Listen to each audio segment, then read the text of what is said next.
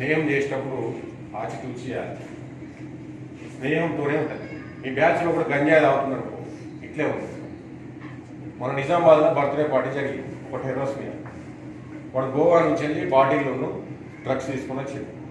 పిల్లలు ఇలాంటి పిల్లలు అన్న ఒక ముగ్గురు నలుగురికి అలవాటు లేదు. అలవాటు లేకపోతే ఏమైంది, వాళ్ళు ఏం చేసిందా బర్త్డే ఒక రోజు తీసుకోగలిగా అన్నాడు.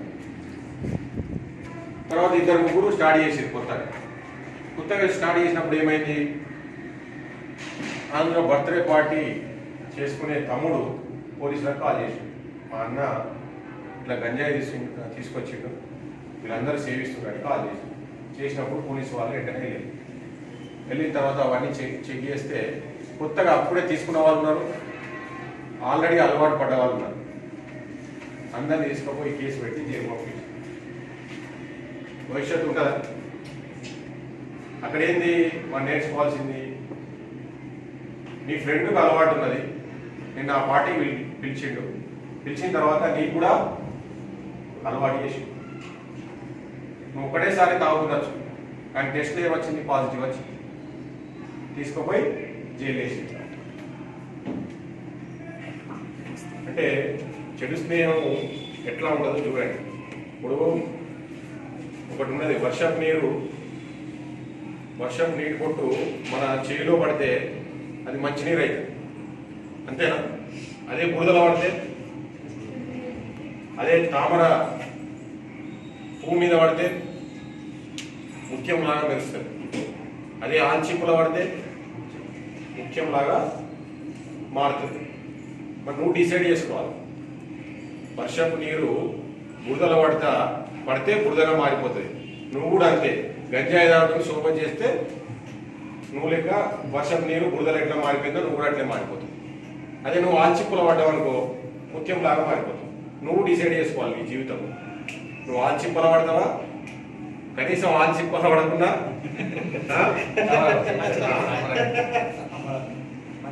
మంచి నీటి కోసం అన్నా ట్రై చేయాలి.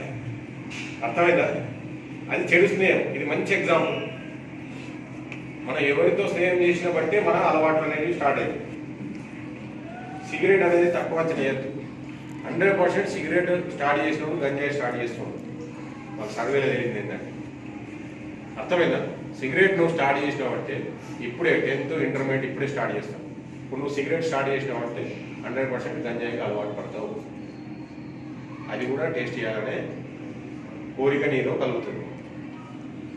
మరి గంజాయి తాగిన వాళ్ళు ఈ మత్తు పదార్థాలు చేసుకుంటే సొసైటీకి ఏం లాభం? నువ్వు సొసైటీలో రేపు ఎట్లా ఉండగలుగుతావు? ఇప్పటికే కొంతమంది మీకు తెలుసు, ఇలా ఉన్నోళ్ళకు, అరే వీడు గంజాయి బ్యాచ్ రాంటారు అన్నారు, గంజాయి తాగే బ్యాచ్ రాంటారు,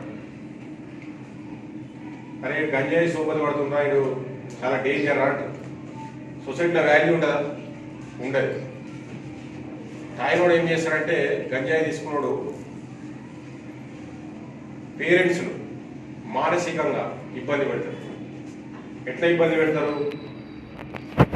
సెల్ ఫోన్లు కొనివ్వడం, బైకులు, స్పోర్ట్స్ బైకులు కొనివ్వడం, లేకపోతే ఆఖరికి గంజాయి డబ్బు లేకుంటే ఆ డబ్బుల కొరకు పేరెంట్స్ కూడా కొడుతున్నారు.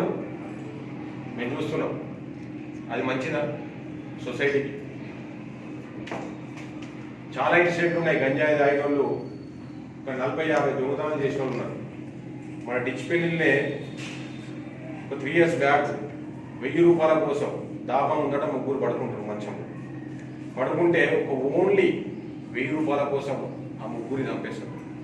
జువైనర్ 15 సంవత్సరాల లోపు పిల్లాడు ముగ్గురిని చంపేసి ట్రిపుల్ మర్డర్ అయిందంటే ఎట్లా అయింది? అది ఎట్లా ధైర్యం వచ్చిందండి అంటే గంజాయి